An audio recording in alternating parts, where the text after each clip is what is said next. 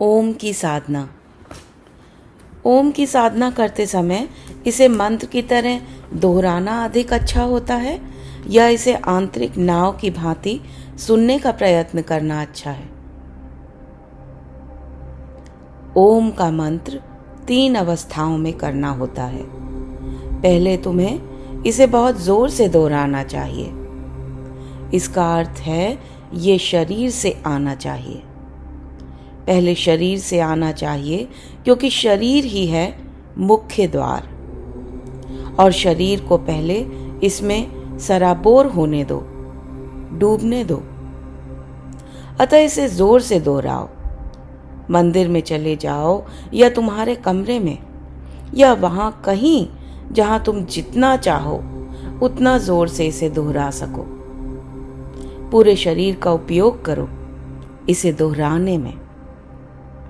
अनुभव करो जैसे कि हजारों लोग तुम्हें सुन रहे हैं माइक्रोफोन के बिना, और तुम्हें बहुत प्रबल होना पड़ता है ताकि शरीर कंप पाए, इसके साथ हिल जाए।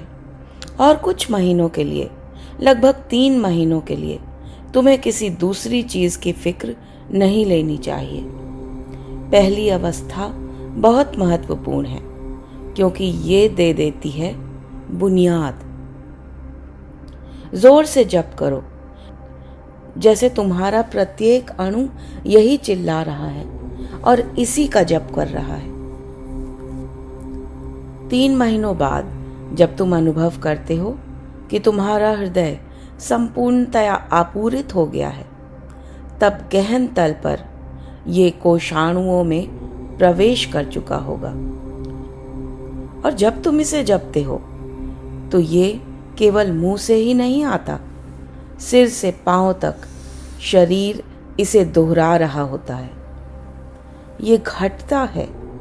यदि तुम प्रतिदिन कम से कम 1 घंटा निरंतर दोहराते हो इसे, तो 3 महीनों के भीतर अनुभव करोगे कि मुंह ही नहीं दोहराता इसे, सारा शरीर ही दोहरा रहा है।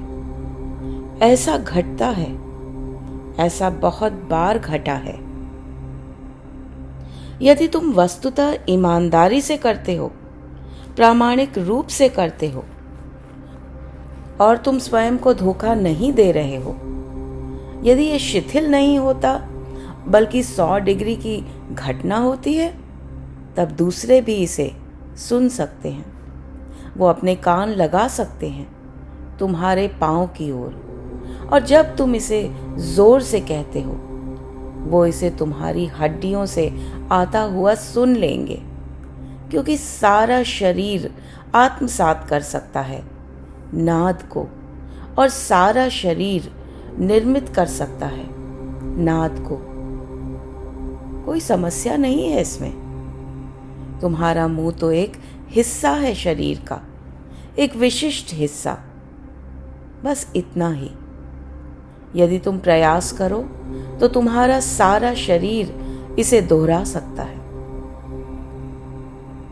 ऐसा हुआ कि एक हिंदू सन्यासी स्वामी राम बहुत वर्षों से जोर से जपते थे, राम राम। एक बार वो अपने एक मित्र के साथ हिमालय के किसी गांव में ठहरे हुए थे। मित्र था सुप्रसिद्ध सिख लेखक सरदार पूर्ण सिंह। आधी रात को अकस्मात पूर्ण सिंह ने सुना, राम राम राम, राम राम का जप। वहां और कोई नहीं था, केवल थे स्वामी राम और वो स्वयं। वो दोनों सो रहे थे अपने बिस्तरों पर, और गांव था बड़ी दूर, लगभग 2 या 3 मील दूर। कोई ना था वहां। पूर्ण सिंह उठा और झोपड़े के चारों ओर घूम आया, लेकिन कोई नहीं था वहां। और जितना ज्यादा वो स्वामी राम से दूर गया, कम और कम होता गया नाद। जब वो वापस लौटा तो नाद फिर से ज्यादा सुनाई दिया। फिर वो ज्यादा निकट आ गया राम के, जो गहरी नींद सोए थे। जिस क्षण वो ज्यादा निकट आया, नाद और भी ऊंचा हो गया। फिर उसने राम के शरीर के एकदम निकट रख दिया कान। सारा शरीर प्रकंपित हो उठा था सम के नाद से। ऐसा होता है, तुम्हारा सारा शरीर आपूरित हो सकता है। ये केवल महीने या 6 महीने का पहला चरण है, किंतु तुम्हें आपूरित होने का अनुभव करना चाहिए। और ये आपूरण ही भांति है जैसे तुमने भोजन किया हो भूखे रहने के बाद, और तुम अनुभव करते हो इसे जब पेट भरा हुआ संतुष्ट होता है। शरीर संतुष्ट किया जाना चाहिए पहले, और यदि तुम जारी रखते हो इसे तो ये घट सकता है 3 महीने या 6 महीने में। 3 महीने एक औसत सीमा है। कुछ लोगों के साथ ऐसा पहले भी घटित होता जाता है, कुछ के साथ ये बात थोड़ा ज्यादा समय लेती है। ये सारे शरीर को आपूरित करता है तो काम वासना पूर्णतया बहा ले जाएगी। सारा शरीर इतना संतोषमय होता है, ये इतना गहरा हो जाता है प्रदोलित नाद के साथ कि ऊर्जा के बाहर फेंकने की आवश्यकता नहीं पड़ती, उसे विमुक्त करने की जरूरत नहीं रहती, और तुम बहुत बहुत शक्तिशाली अनुभव करोगे। लेकिन इस शक्ति का उपयोग मत करना, क्योंकि तुम इसका उपयोग कर सकते हो और तमाम उपयोग दुरुपयोग ही सिद्ध होगा, क्योंकि ये तो एक पहला चरण ही होता है। ऊर्जा को एकत्रित होना ही होता है जिससे तुम दूसरा कदम उठा सको। तुम कर सकते हो इसका प्रयोग, क्योंकि शक्ति इतनी ज्यादा होती है कि तुम बहुत चीजें करने योग्य हो जाओगे। तुम कुछ कह सकते हो और वो सच हो जाएगा।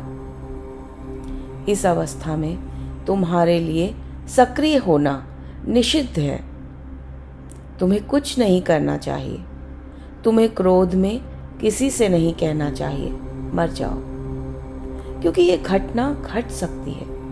तुम्हारा नाद इतना शक्तिशाली बन जाता है कि जब ये जुड़ जाता है तुम्हारी संपूर्ण देह ऊर्जा सहित, तो ये कहा जाता है कि इस अवस्था में कोई नकारात्मक बात नहीं कहनी चाहिए, अनजाने में भी नहीं।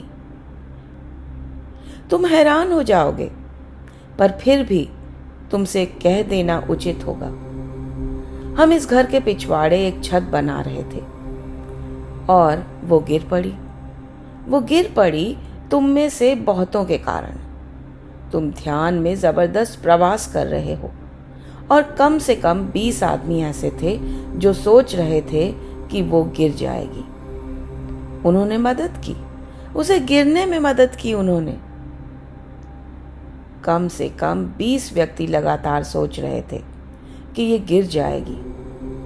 जब वो थे वहां, वो उसकी ओर देखते और वो सोचते कि ये गिर जाएगी, क्योंकि उसका आकार ऐसा था कि उनके हिसाब से ये बात असंभव थी कि वो बनी रह सकती थी। वो गिर गई, और जब वो गिरी उन्होंने सोचा निसंदेह हम सही थे। ये है दुष्चक्र। तुम ही हो कारण, और तुम सोचते हो तुम सही थे, और तुम सब बहुत प्रयास कर रहे हो ध्यान में। जो कुछ तुम सोचते हो घट जाता है। जब तुम ध्यान कर रहे हो तो नकारात्मक विचार पर कभी मत विचारो। उसका सच हो जाना संभव है, क्योंकि तुम्हें कुछ शक्ति प्राप्त है। और फिर मुझे कुछ लेना देना नहीं कि छत गिर गई। इसके गिरने के कारण तुम में से बहुतों ने शक्ति की एक निश्चित मात्रा खो दी है, और इसी बात का ज्यादा ध्यान है मुझे। तुम्हारी शक्ति प्रयुक्त हुए बिना कुछ नहीं घटता। जो कह रहे थे कि ये गिर जाएगी, उन्हीं के कारण वो छत गिर गई और वो स्वयं देख सकते हैं कुछ दिनों तक वो बहुत अशक्त, उदास, निराश रहे। उन्होंने अपनी शक्ति खो दी। शायद वो सोच रहे होंगे कि वो उदास थे क्योंकि छत गिर गई, पर नहीं, वो उदास थे क्योंकि उन्होंने शक्ति की एक निश्चित मात्रा खो दी। और जीवन है एक ऊर्जात्मक घटना। जब तुम ध्यान नहीं करते तो कोई ज्यादा मुश्किल नहीं होता। तुम जो चाहो कर सकते हो क्योंकि तुम अशक्त होते हो।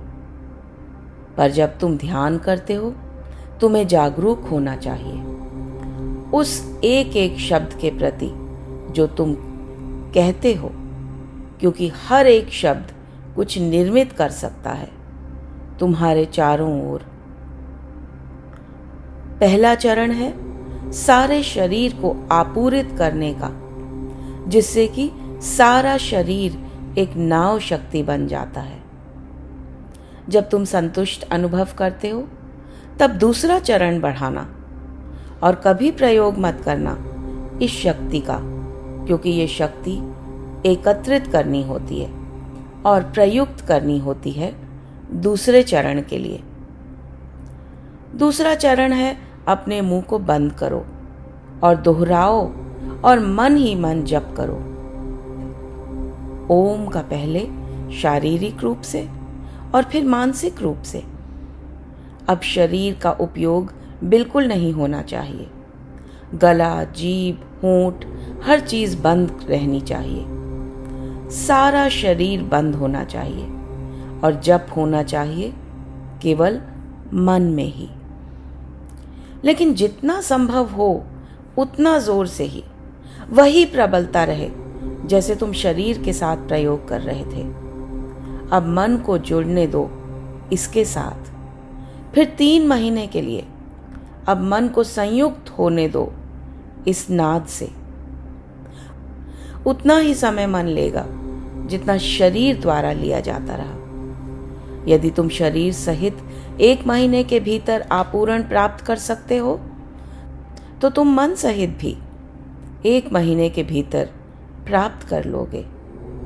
यदि तुम शरीर द्वारा 7 महीनों में प्राप्त कर सकते हो तो 7 महीने ही लगेंगे मन द्वारा, क्योंकि शरीर और मन ठीक ठीक 2 नहीं हैं, बल्कि वो हैं एक मनोशारीरिक साइकोसोमैटिक घटना। एक भाग है शरीर, दूसरा भाग है मन। शरीर है प्रकट मन, मन है अप्रकट शरीर। अतः दूसरे हिस्से को, तुम्हारे अस्तित्व के सूक्ष्म हिस्से को आपूरित होने दो। भीतर ओम को जोर से दोहराओ। जब मन परिपूर्ण होता है और भी शक्ति खुलती है तुम्हारे भीतर। पहली अवस्था के साथ काम वासना तिरोहित हो जाएगी, दूसरी के साथ प्रेम तिरोहित हो जाएगा। वो प्रेम जो तुम जानते हो, वो प्रेम नहीं जिसे बुद्ध जानते हैं। सिर्फ तुम्हारा प्रेम तिरोहित हो जाएगा। काम वासना दैहिक अंश है प्रेम का, और प्रेम है काम वासना का मानसिक अंश। और प्रवृत्ति होगी शक्ति का प्रयोग करने की, क्योंकि तुम बहुत जिज्ञासु होगे इसके प्रति, बचकाने भाव से भरे हुए होगे, और तुम्हारे पास इतना ज्यादा ऊर्जा होगी कि तुम जानना चाहोगे कि ये क्या घटा, कि क्या घट सकता है। पर इसका उपयोग मत करना और बाल उत्साह मत बरतना, क्योंकि तीसरा सोपान अभी भी बाकी है और ऊर्जा की आवश्यकता है। इसलिए काम वासना तिरोहित हो जाती है, क्योंकि ऊर्जा को संचित करना होता है। प्रेम तिरोहित हो जाता है, क्योंकि ऊर्जा को संचित करना होता है। अतः तीसरा सोपान मन को आपूरित अनुभव करने के बाद आता है, और तुम इसे जान लोगे कि जब ये घटना है, पूछने की जरूरत नहीं कि कोई इसे कैसे अनुभव करेगा। ये है भोजन करने की भांति। तुम अनुभव करते हो कि अब पर्याप्त है। मन अनुभव कर लेगा जब वो पर्याप्त होता है, तब तुम तीसरे चरण का प्रयोग कर सकते हो। तीसरे में न तो शरीर का और न ही मन का उपयोग करना होता है। जैसे शरीर को बंद किया, अब तुम मन को बंद कर देते हो। और ये आसान होता है। जब तुम 3 या 4 महीनों से जप कर रहे होते हो तो ये बहुत आसान होता है। तुम शरीर को ही बंद कर दो और तुम सुनोगे तुम्हारे अपने अंतरतम से तुम तक आते हुए उस नाद को। ओम होगा वहाँ, जैसे कि कोई और जप कर रहा है और तुम मात्र सुनने वाले हो। ये होता है तीसरा चरण। और ये तीसरा चरण तुम्हारे समग्र अस्तित्व को बदल देगा। सारी बाधाएं गिर जाएंगी और सारी अड़चनें तिरोहित हो जाएंगी। अतः ये प्रक्रिया औसत रूप से लगभग 9 महीने ले सकती है, यदि तुम तुम्हारी समग्र ऊर्जा इसमें डाल देते हो। ओम की साधना करते हुए इसे मंत्र की भांति दोहराना बेहतर है या अंतर्नाद की भांति इसे सुनने का प्रयत्न करना बेहतर है? बिल्कुल अभी तो तुम इसे अंतर्नाद की भांति नहीं सुन सकते। अंतर्नाद है वहां, लेकिन बहुत मौन है, बहुत सूक्ष्म है, और तुम्हारे पास वो कान नहीं है इसे सुनने के लिए। कान को विकसित करना होता है, तब शरीर आपूरित होता है और मन आपूरित होता है। केवल तभी तुम्हारे पास होगा वो कान, अर्थात तीसरा कान, जब तुम सुन सकते हो उस नाद को जो सदा वहां रहता है। वो सर्वव्यापी नाद है। ये अंदर और बाहर है। अपना कान वृक्ष से लगा दो और ये वहां होता है। अपना कान चट्टान से लगा दो और ये वहां होता है। लेकिन पहले तुम्हारे शरीर और मन का अतिक्रमण हो जाना चाहिए और तुम्हें अधिकाधिक ऊर्जा प्राप्त कर लेनी चाहिए। सूक्ष्म को सुन पाने के लिए विराट ऊर्जा की आवश्यकता पड़ेगी। पहले चरण के साथ काम वासना तिरोहित हो जाती है। दूसरे चरण के साथ प्रेम तिरोहित हो जाता है और तीसरे चरण के साथ हर वो चीज जिसे तुम जानते हो तिरोहित हो जाती है। ये ऐसा होता है जैसे कि तुम बचे ही नहीं, भूत हो, जा चुके हो, समाप्त हो गए हो। ये एक मृत्यु की घटना होती है। ऐसा घटता है यदि तुम पलायन नहीं करो और घबराओ नहीं, क्योंकि तुम्हें हर प्रवृत्ति उठेगी पलायन करने से, क्योंकि ये अगाध शून्य की भांति लगता है और तुम इसमें गिर रहे हो। और वो अथाह अतल है जिसका कोई अंत नहीं जान पड़ता। तुम अतल अथाह में पड़ते ही एक पंख की भांति बन जाते हो, गिर रहे हो और गिर रहे हो, और इसका कोई अंत आता नहीं जान पड़ता। तुम घबरा जाओगे, तुम इसमें भाग जाना चाहोगे।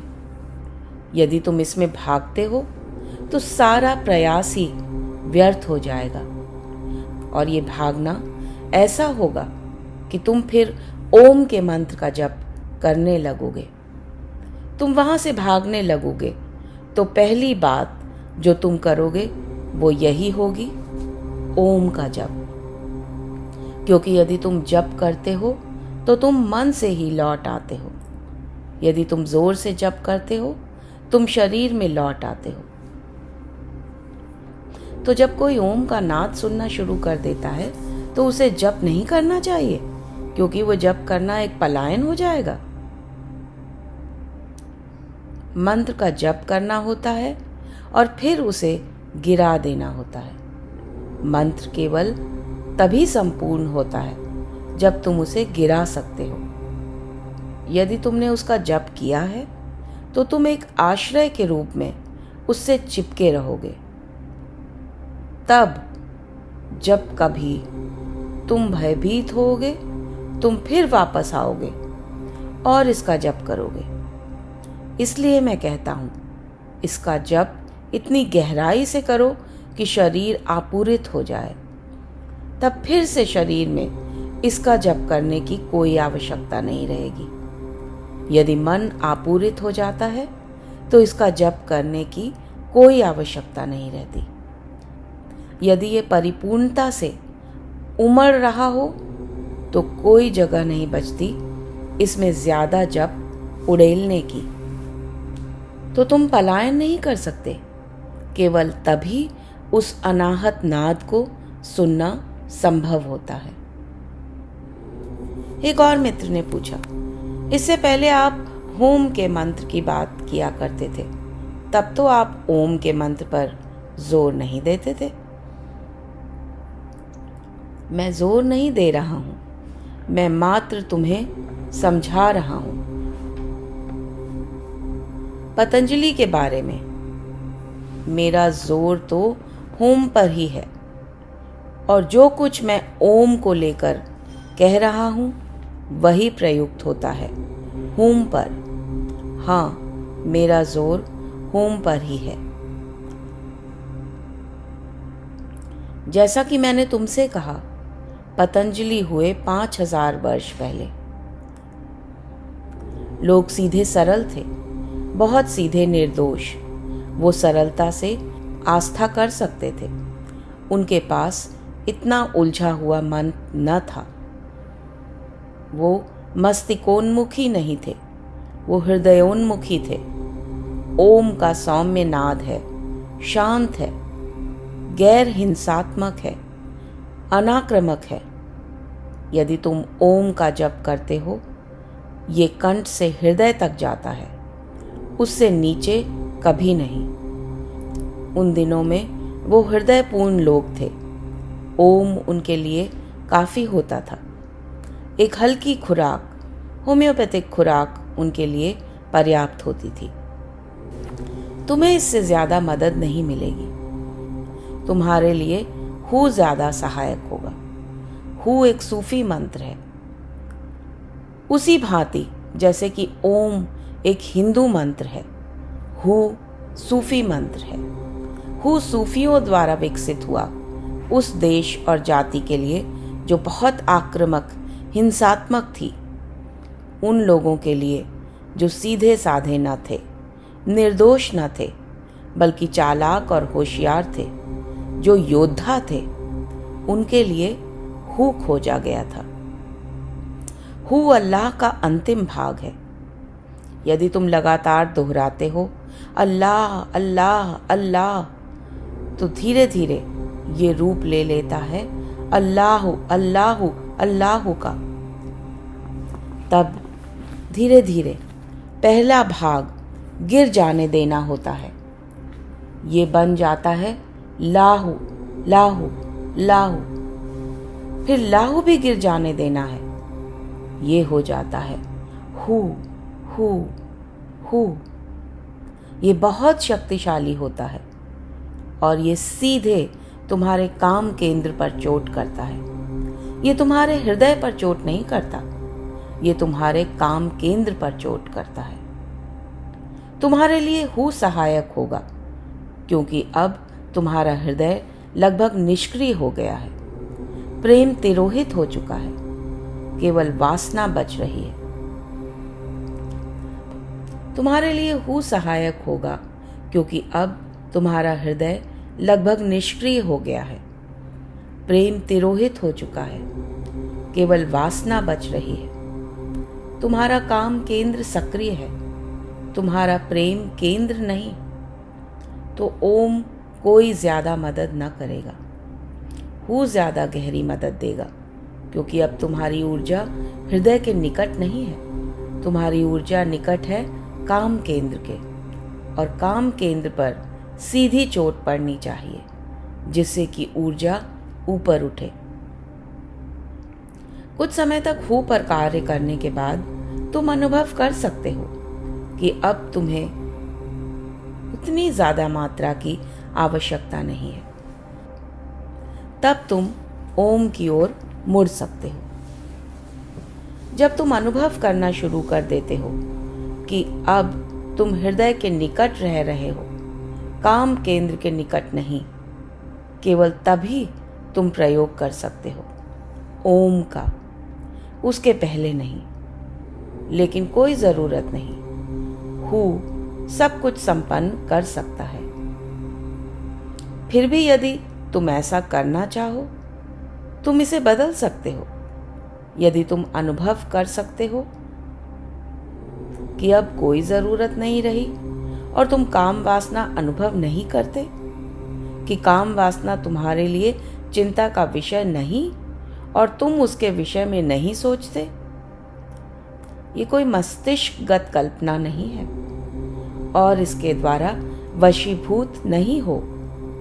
एक सुंदर स्त्री गुजर जाती है और तुम मात्र इतना ही देख पाते हो कि हाँ, एक स्त्री गुजर गई है, लेकिन तुम्हारे भीतर कुछ उठता नहीं, तुम्हारे काम केंद्र पर चोट नहीं पड़ती और कोई ऊर्जा तुम में हलचल नहीं करती।